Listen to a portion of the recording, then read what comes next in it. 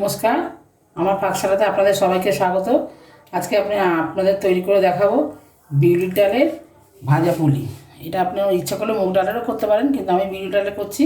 বিউলির ডালটাকে আমি ভালো করে ধুয়ে আর জল ঝরিয়ে রেখে দিয়েছিলাম ছাঁকনিতে। আমি 1.5 কাপ বিউলির ডাল নিয়েছি। এবার এটাকে আমি ভাজবো কড়াইতে।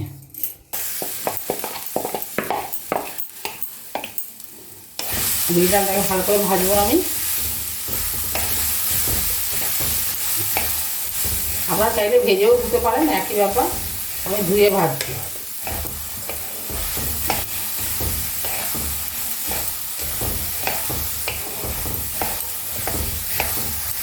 আমার ডালটা ভাজা হয়ে গেছে, প্রায় আমার 8-10 মিনিট লাগলো ভাজতে। আপনারা চাইলে ভেজে দিতে পারেন, তাহলে একটু তাড়াতাড়ি হবে। ধুয়ে ভাজলে দেরি হয় একটু ভাজতে, ডালটা ভিজে যায় তো। আপনারা ভেজে দেবেন, তাহলে তাড়াতাড়ি হবে। আমার ডালটা একদমই ভাজা হয়ে গেছে। এবার এই কুকারে করে সিদ্ধ করবো এটাকে।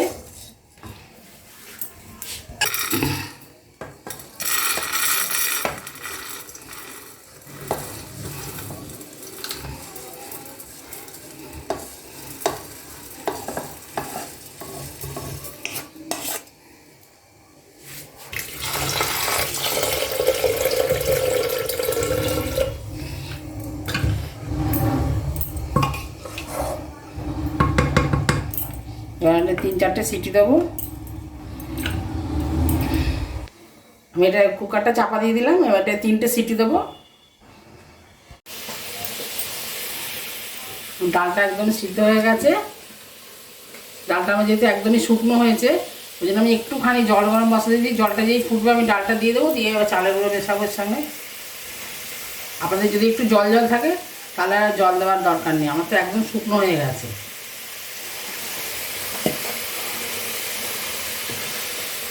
ডালটা খুব ভালো করে ফুটলে আমি দিচ্ছি।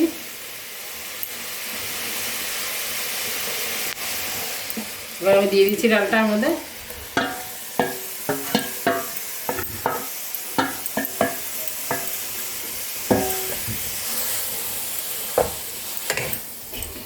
এবার আমি এর মধ্যে চালের গুঁড়োটা মেশাবো। অল্প অল্প করে দেবো আর মেশাবো।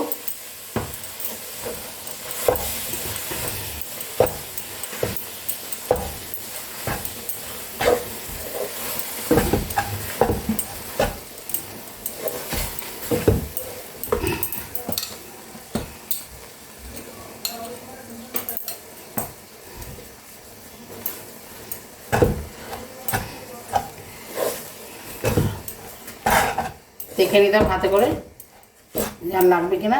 এবার এটা ঠান্ডা হতে দেবো। আমি পুরো মিশিয়ে নেবো, নিয়ে আমি থালায় নেমে ঠান্ডা হতে দেবো। নামিয়ে নেবো এবার।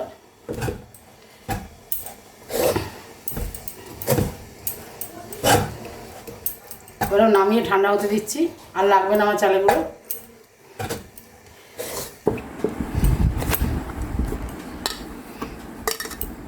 এটাকে অল্প ঠান্ডা হয়ে গেছে। এটা গরম গরম অবস্থাতেই মাখতে হবে, নাহলে মাখা যাবে না। ওই জন্য আমি গরম গরম অবস্থায় মাখছি। যত ভালো করে মাখবেন তত পিঠেটা সুন্দর হবে। খুব ভালো করে মাখতে হবে অনেকক্ষণ ধরে। দিয়ে আমি একটা মন্ড তৈরি করব।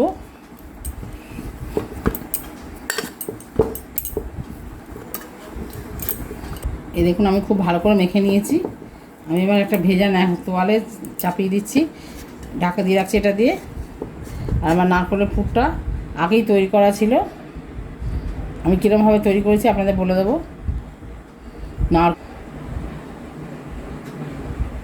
নারকেল, গুঁড়ো দুধ আর গুড় দিয়ে তৈরি করেছিলাম, চিনি দিয়ে। এটা খেজুর গুড় দিয়ে তৈরি করেছিলাম। ওটা আমার ছিল অনেকটা, ওই জন্য আমি এখন তৈরি করলাম না। এটা দিয়ে আমি তৈরি করবো পিঠেটা। এভাবে একটা বাটি বানালাম, বাটি বানিয়ে এবার পুরটা দিচ্ছি, যেরকম সাধারণত পিঠে বানায়। এটা বিউলির ডাল তো একটু ফেটে যাবে, কিন্তু ওটা কোনো ব্যাপার না, কিছু হবে না। একটু ধরে ধরে ঠিক করে দিতে হবে। মুখটাকে খুব ভালো করে বন্ধ করতে হবে।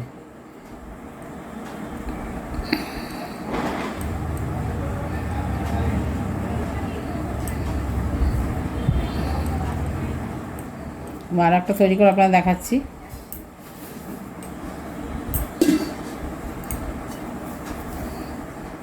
লেচিগুলো একটু বড় বড় করতে হবে, এগুলো ভাজা পিঠে হবে তো, পাতলা করলে হবে না।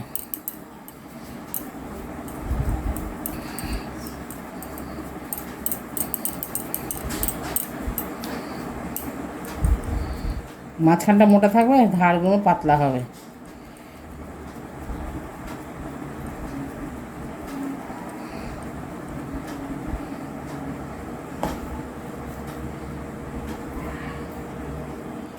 পুরো আপনার যতটা ধরবে এর মধ্যে ততটাই ভর্তি করে দিলে ভালো হবে।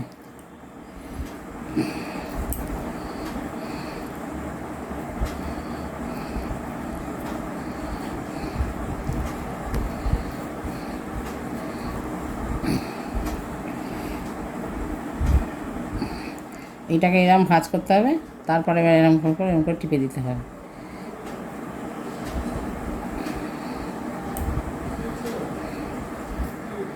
আর এগুলো একটু যদি ফেটে ফেটে যায়, এগুলো এরকম করে হাত দিয়ে সমান করে দেয়। এরকম করে আমি সবগুলো বানিয়ে আপনাদের দেখাচ্ছি। আমার সব পিঠেগুলো বানানো হয়ে গেছে, এবার আমি এগুলোকে ভাজবার জন্য রেডি হচ্ছি।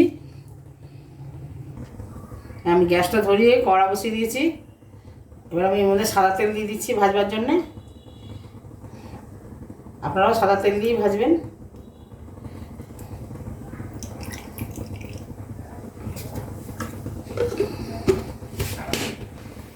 আমার তেলটা একদমই গরম হয়ে গেছে, আমি এবার পিঠেগুলো আস্তে আস্তে ভেজে নেব।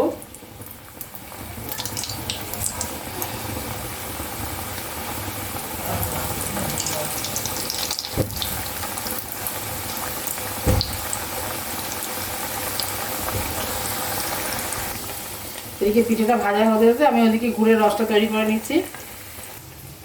আমি 3-4 চামচ মতো জল দিয়েছি, দিয়ে পাটালি গুড় দিয়ে দিয়েছি, গুড়টাকে গ্রেট করে এর মধ্যে দিয়ে দিয়েছি। এটা রস তৈরি হচ্ছে, এটা ভাজা হলে তখন আমি রসটা দেখাচ্ছি আপনাদের।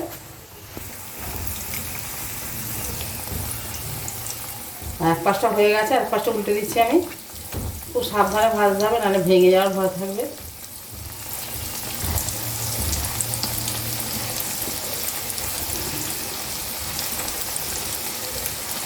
আস্তে আস্তে আমি সবগুলো উল্টে দিলাম।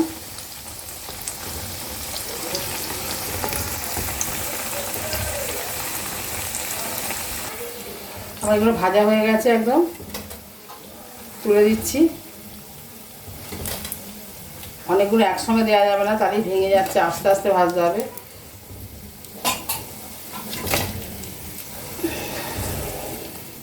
বিউলির ডালটা খুব খাস্তা হয়ে যায়।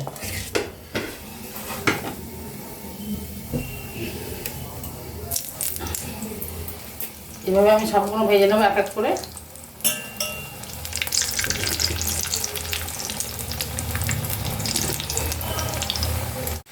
গুড়ের রসটা একদমই রেডি হয়ে গেছে, দেখুন গাঢ় রস করেছি আমি। এবার এর মধ্যে এগুলো দিয়ে দিচ্ছি, ভেজে রাখা পিঠেগুলো।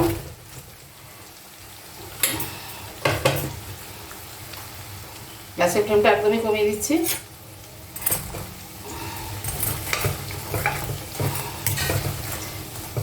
গুঁড়ে আসিয়ে তুলে রাখবো সঙ্গে সঙ্গে, এদের ফোটাতে হবে না। এবার করে দেবো, ওগুলোকে ভালো করে ভিজিয়ে আর তুলে রাখবো থালার মধ্যে।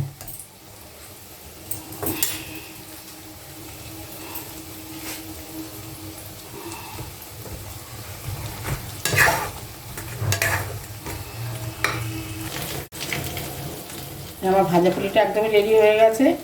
আমি যেরকমভাবে বানালাম এরকমভাবে বানাবেন, আশা করি আপনাদের ভালো লাগবে। ভালো লাগলে আমার চ্যানেলটা লাইক দেবেন, আর সবার মাধ্যমে শেয়ার করবেন রান্নাটা। কমেন্টসের মাধ্যমে অবশ্যই জানাবেন আপনাদের কেমন লাগলো। আর যদি আপনারা ফেসবুক থেকে দেখেন তাহলে ফলো করবেন আমার চ্যানেলটা, যদি ইউটিউব থেকে দেখেন তাহলে সাবস্ক্রাইব করবেন। আপনারা সবাই ভালো থাকবেন, সুস্থ থাকবেন। ফিরে আসবো অন্য কোনো রেসিপি নিয়ে। নমস্কার।